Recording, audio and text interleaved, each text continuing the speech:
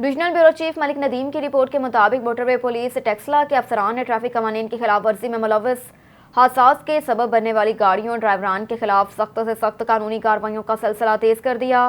National high way and motor way police N5 zone کے Ashfaq Ahmad Khan DIG کی خصوصی ہدایت پر ندیم گل انچارج DSP پر بیٹ 4 ٹیکسلا کی زیر نگرانی قومی شاہراہ پر ٹریفک کے قوانین کی خلاف ورزی کرنے والے ہر قسم کی گاڑیوں، ڈرائیوران اور مالکان کے خلاف آہنی ہاتھوں سے نپٹنے کی حکمت عملی پر عمل درآمد کیا جا رہا ہے۔ ان گاڑیوں میں سر فہرست موٹر سائیکل، چنچی آٹو رکشہ، ڈمپر، ہائس اور بسیں شامل ہیں۔ تیز رفتاری اور غفلت لاپرواہی سے چلانے والے ڈرائیوران کے خلاف جرم تعزیرات 279 زیر دفاع پاکستان تحت FIR کا اندراج کیا جائے گا۔ بغیر رجسٹریشن کے چنچی رکشہ اور موٹر سائیکلز کے خلاف زیر دفاع 550 ضابطے کے تحت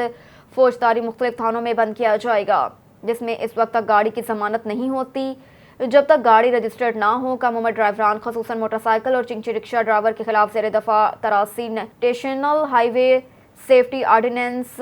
2000 کے تحت مختلف محفوظ مقامات پر 24 گھنٹوں کے لیے بند کرنے کے بعد ان کے سرپرست سے بیان حلفی لی جاتی ہے اور پابند کیا جاتا ہے کہ آئندہ اگر ایسا کم عمر ڈرائیور پایا گیا تو ان کے والد یا سرپرست کے خلاف قانونی کارروائی عمل میں لائی جائے گی۔